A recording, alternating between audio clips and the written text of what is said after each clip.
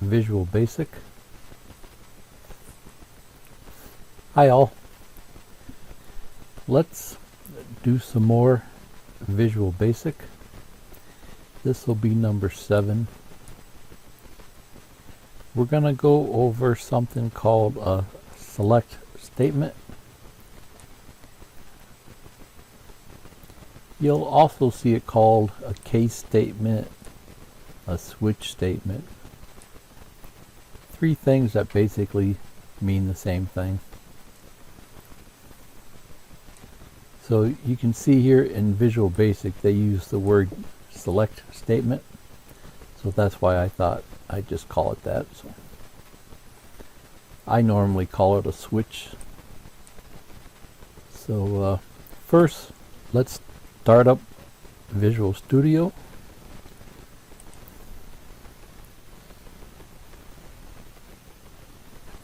And then I'm gonna create a folder on my C drive, the bottom level.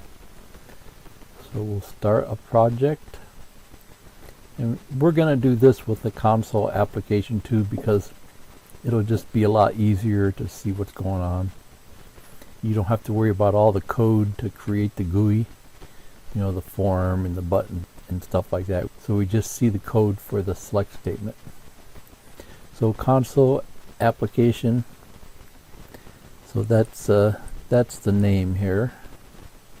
And then you can see this one says C:, so that's where we normally just let it go to the default folder where Visual Studio wants to put it, but let's put it in a different spot. Click the browse, and then we're going to go to C:, click create a folder, and we'll go Visual Basic. So we'll go inside that folder and click select. So now it'll go in that folder. And click OK. We're just changing the folder location. Okay, so now we get our simple console application. Create a little space here so we can see what's going on. And then this is the code that we need. I'll just copy that. Let's run it, and then you'll see what it does, and then we'll go over it.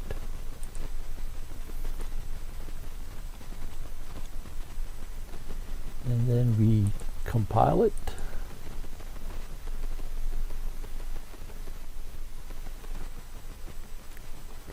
And then we have to run it to a console.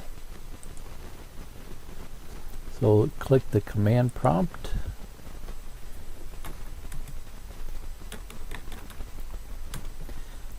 This is a guide to go back 2 folders. So we went back to this folder, then we went back to this folder. Now we're back at C:. Now we want to CD into the VB folder. Do a dir to see what's in there. There's the project that we just made. So we'll CD into that folder. Do a dir to see what's in there. We want console application, so CD into console application. dir to see what's inside there. So we go into the bin folder, cd bin dir. Go into the debug folder.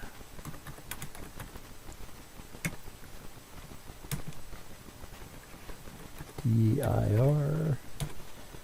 So as see here, console application.exe is our application. So we'll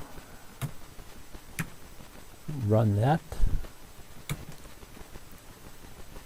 So it says num1 is A. Okay. So let's see what that did. Okay, so our application printed out num1 is A. So that comes from right here. Okay, so first we create a variable called my choice, create it as a string, and make my choice equal to A. And then this is the select statement. So this starts it. This ends the select statement. And then we have two choices. We have if it's A or if it's B.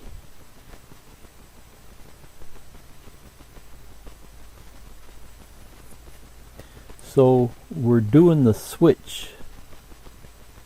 You know, we're switching between this one or that one based on my choice.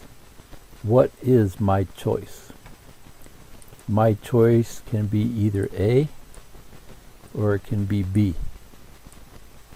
Okay, so just for this simple example, we had set my choice to A. So when this select statement ran, it said my choice is A. So it came down here and said, okay, this matches.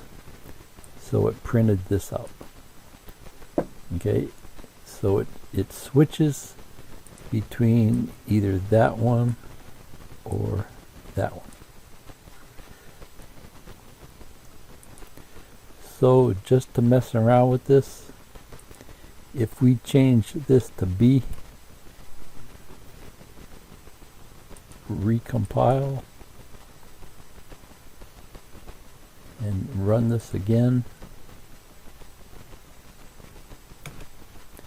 now it says num1 is B.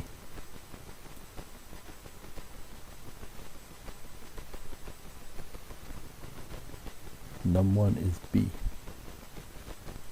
Because we changed B here.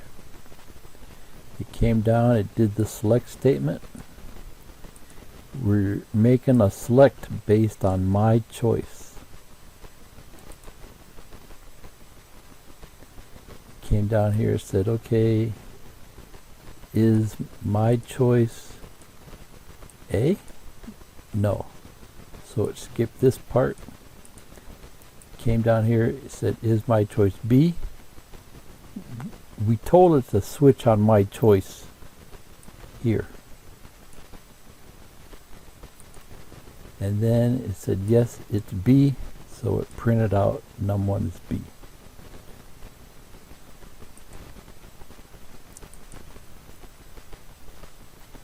Okay, so that'll be the second one.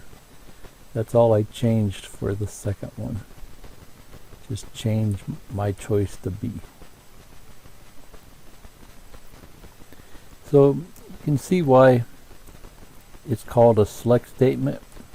It's choosing between this guy or this guy. It's doing a select.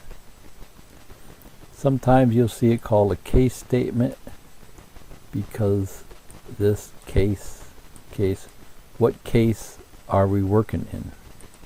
You know, in case my choice is A, in case my choice is B.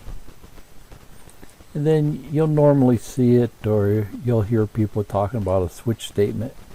It's switching between that one or that one.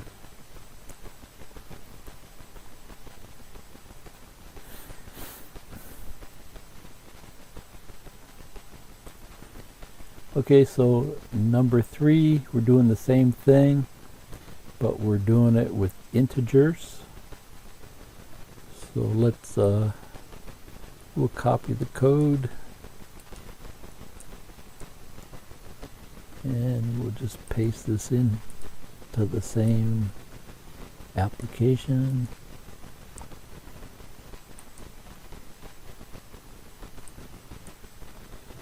See here, it's telling me I have two end select statements.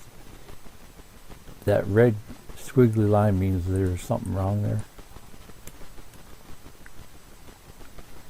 And then we can recompile. And then we can run it. And it says num is 0. So this is the same type of deal, except we're doing the switch on numbers, on integers.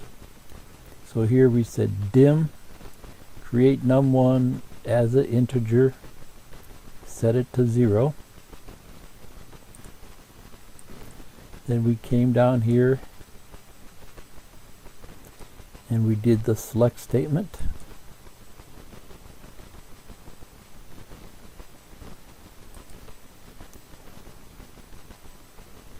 And we have num1 set to 0. So it said do the switch on num1. It says is num1 0? Is the case 0? Yes. So it printed out this line here. Num is 0. That's how we get this here. And then it just skipped these two.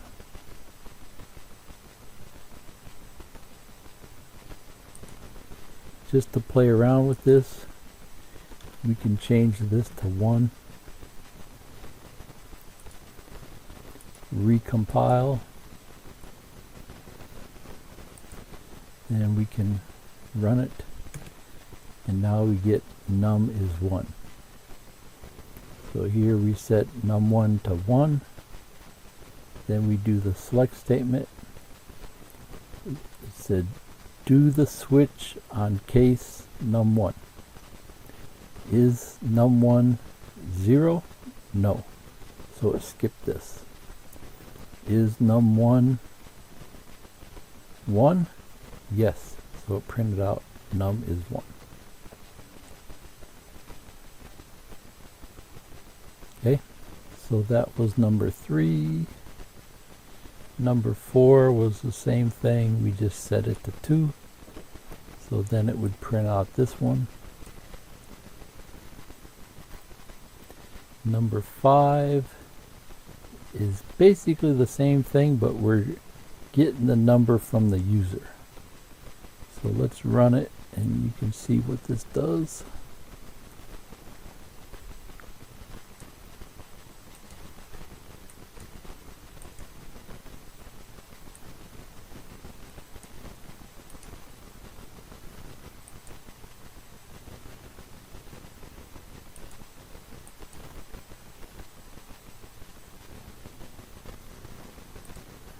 So then we can run it. Now it's saying please enter 1, 2, or 3. Say we'll enter a 1. And it prints out your choice is 1. So we're combining the console write with the console.read line to get the information from the user. So just to run through this, create num1 as an integer and set it to 0. Then we do a console.write. Please enter a number 1, 2, or 3, and then press the enter key. That's how we get this line here. Please enter a number 1, 2, or 3, and then press the enter key. See here, I'll run this again. It says please enter a number 1, 2, or 3. You know, what made this stop? Why'd the application stop running? It stopped running because it got hung up on read line. Read line is waiting for you to enter in some data, for you to enter in a number.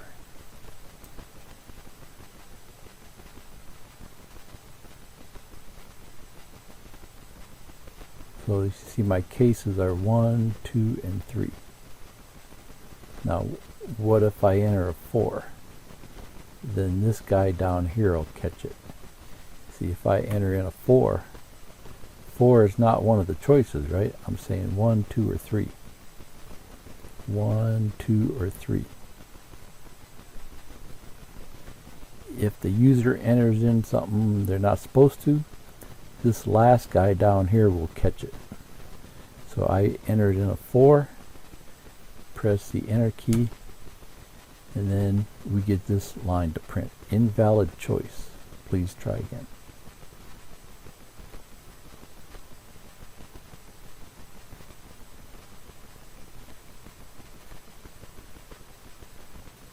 Okay, see ya.